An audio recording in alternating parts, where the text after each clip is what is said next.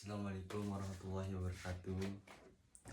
Saya di sini mau menyampaikan rangkuman dari kelompok 1 pengantar pendidikan Pancasila.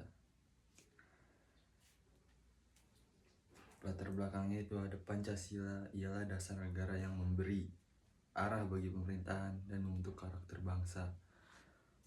Bagi pemerintahan dan pembentukan karakter bangsa, nilai gotong royong, musyawarah, toleransi telah hidup sejak kerajaan Majapahit, Kutai, dan Sriwijaya, dan diangkat kembali lewat BPU PKI selama Orde Baru dan Orde Lama. Pancasila sering dipolitisasi di era globalisasi. Ia tertekan oleh budaya asing, radikalisme, individualisme, serta perubahan digital yang mempengaruhi generasi muda. Penguatan lewat pendidikan karakter dipandang penting agar tetap relevan. Tujuannya: 1. Memahami konsep dasar Pancasila dalam sejarah Indonesia. 2. Menganalisis perkembangannya di tiap periode kemerdekaan Orde Lama atau Orde Baru Reformasi. 3. Menilai urgensi Pancasila bagi kehidupan berbangsa di era modern. Pengertiannya: secara etimologis Panca itu ada 5. Plus sila itu prinsip, ia merupakan sistem nilai yang utuh, sumber segala hukum dan ideologi fleksibel yang dapat menyesuaikan diri dengan perubahan sosial budaya.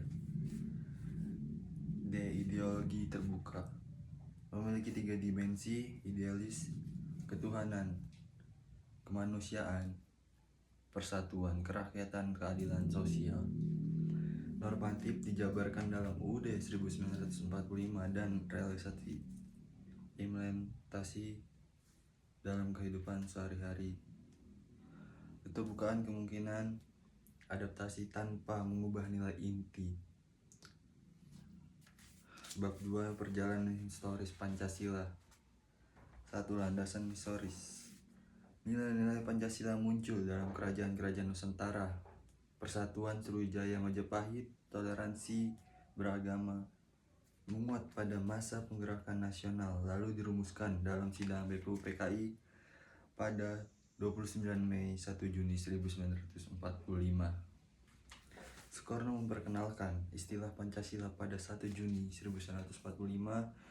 Rumusan final ditetapkan VPKI 18 Agustus 1945 dengan perubahan. Pancasila pertama: menghapus 7 kata Piagam Jakarta. 2. Orde Lama 1945 sampai 1969. Perdebatan antara versi Piagam Jakarta dan versi PPKI berujung pada Dekret Presiden 5 Juni 1945.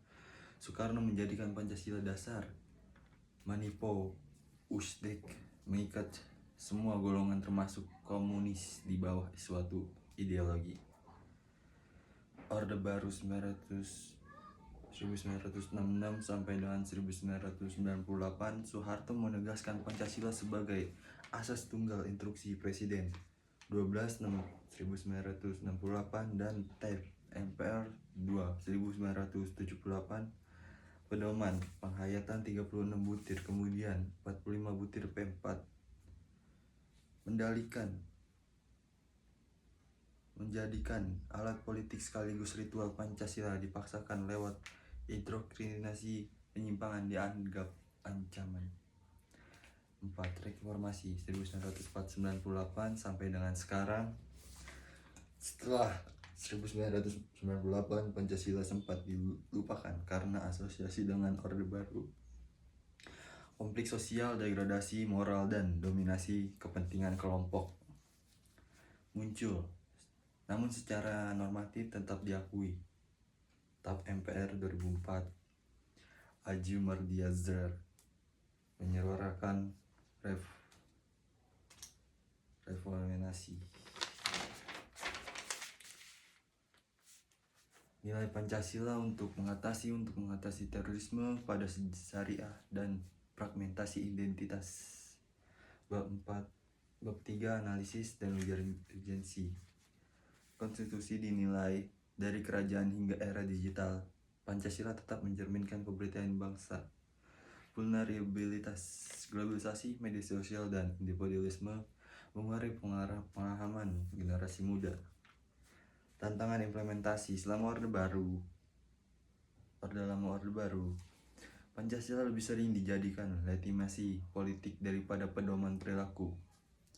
Peluang sebagai ideologi terbuka, ia dapat dijabarkan dalam kurikulum, program komunitas, dan kebijakan yang menekankan musyawarah serta keadilan sosial sehingga kembali menjadi identiti, bukanlah sekedar simbol. Terima kasih.